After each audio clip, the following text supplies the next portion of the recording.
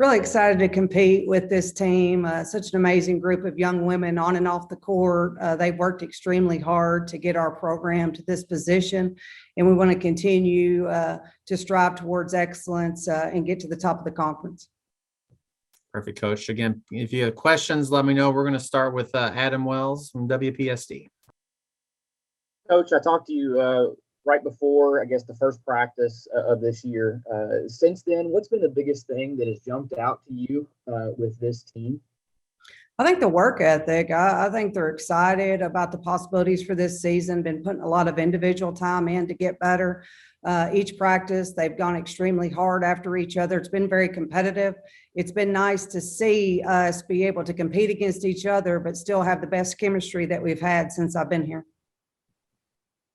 You have a lot of returners coming back from last year that you're going to be able to rely on this season, but you have 4 or 5 freshmen on the roster this year. What have you seen from them, and do you expect any of them to contribute to this season?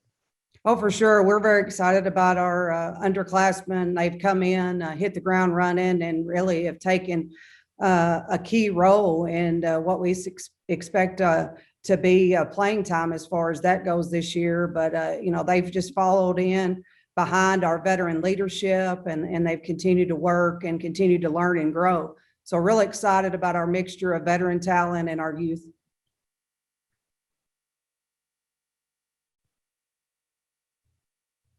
Others have questions, again, let me know down in the chat, and I will call on you. Coach, I want to know how you can describe last year. So there were some challenges with the pandemic, obviously, but your team played its best basketball at the end of the year, and you ended up, 16 wins overall. Just thoughts about how the year was crazy, but just how your team performed too.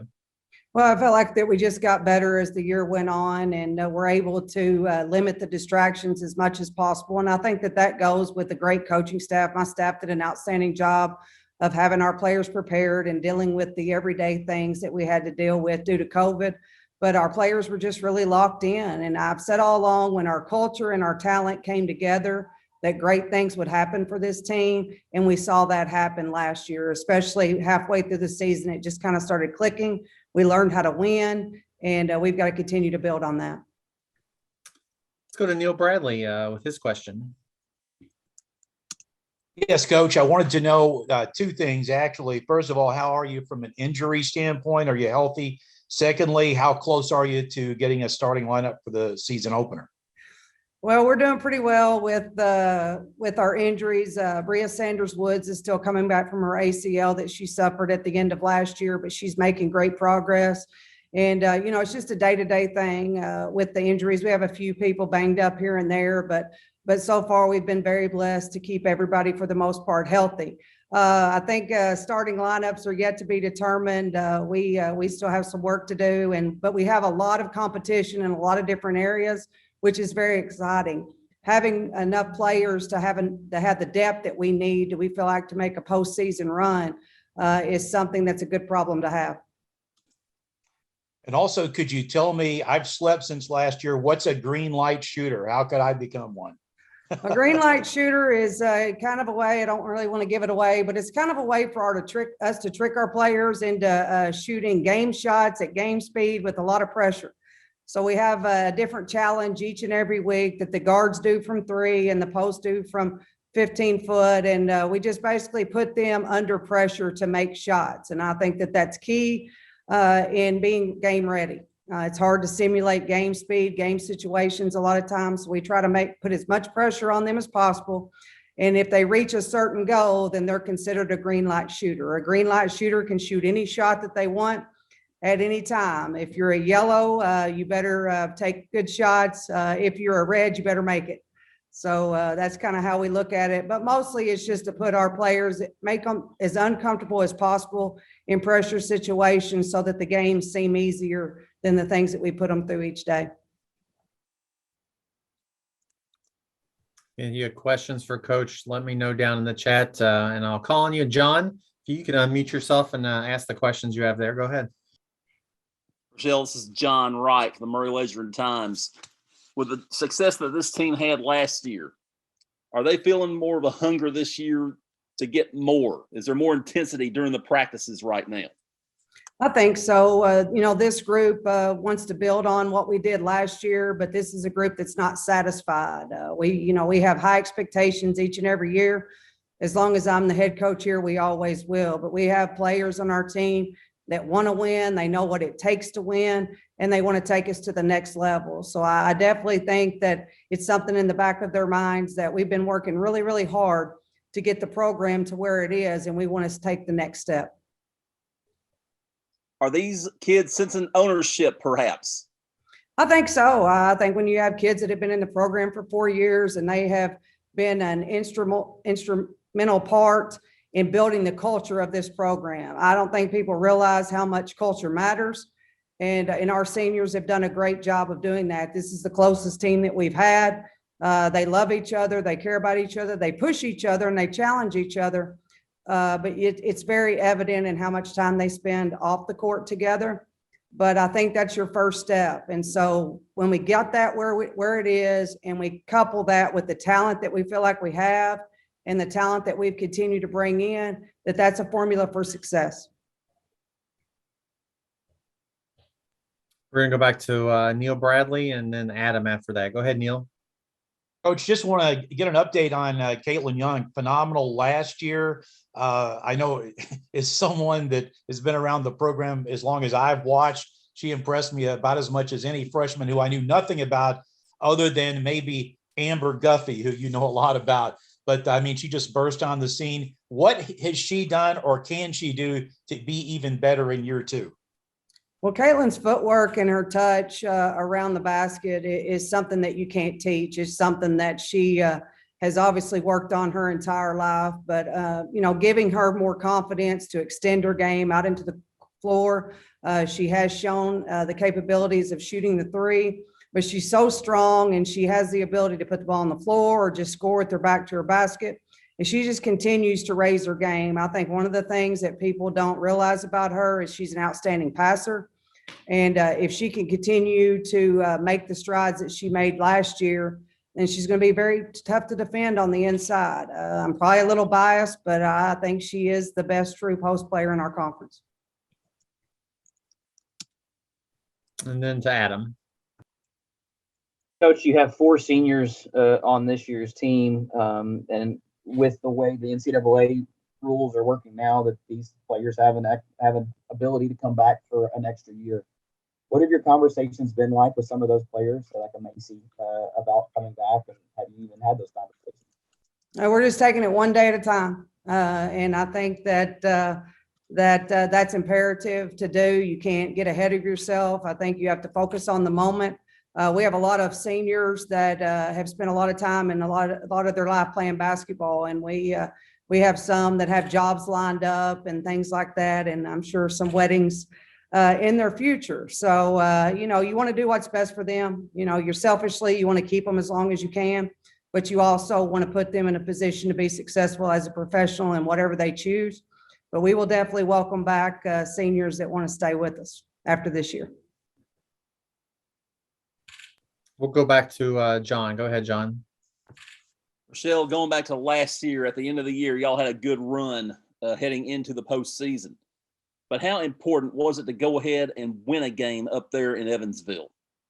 Well, I think anytime you can advance yourself in the tournament and give yourself that experience, I mean, that's something that you can't substitute.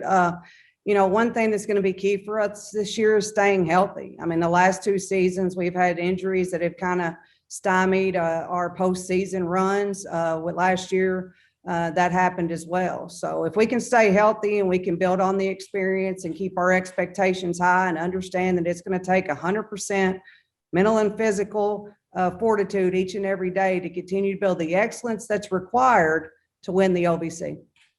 And Rechelle, if I may follow up, y'all had some pretty bad injuries at the end of last year, yet y'all were still able to carry over to Evansville. I got to think that experience has given y'all some advantages this year.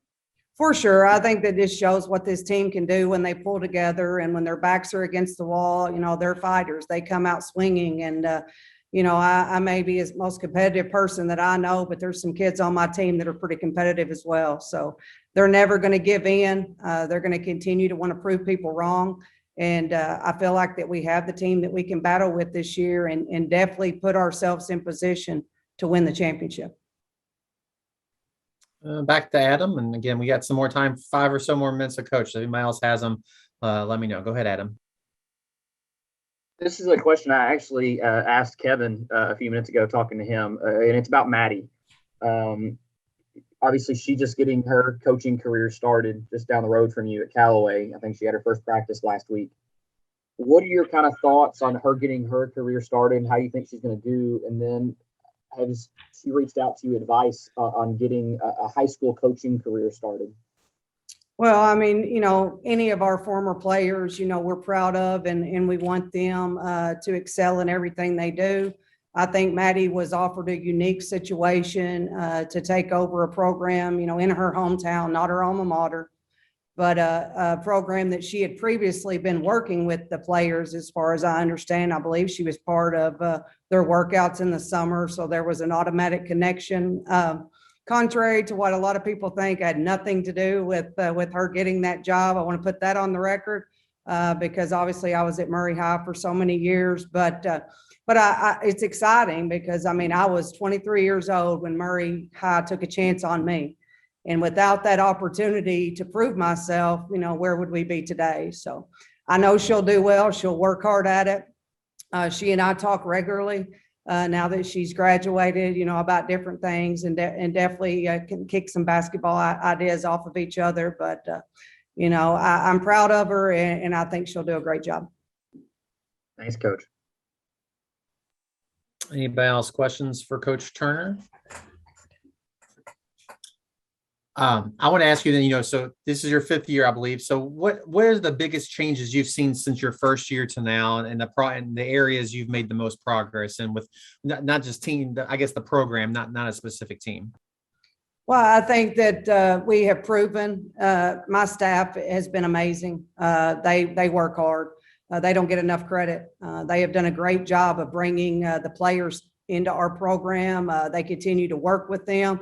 I think the fostering the loving environment that we create with our staff and our players is a big key. Pat Summitt said it best. They don't care how much you know till they know how much you care. And our staff and players have played a significant role in setting the tone for our program. I'd talk about culture all day because I think it's the cornerstone of any program. Relationships are the cornerstone of any program, and we've built great relationships with our players, recruits along the way. I think recruiting is the lifeblood of a program, so you have to continue to bring good players in.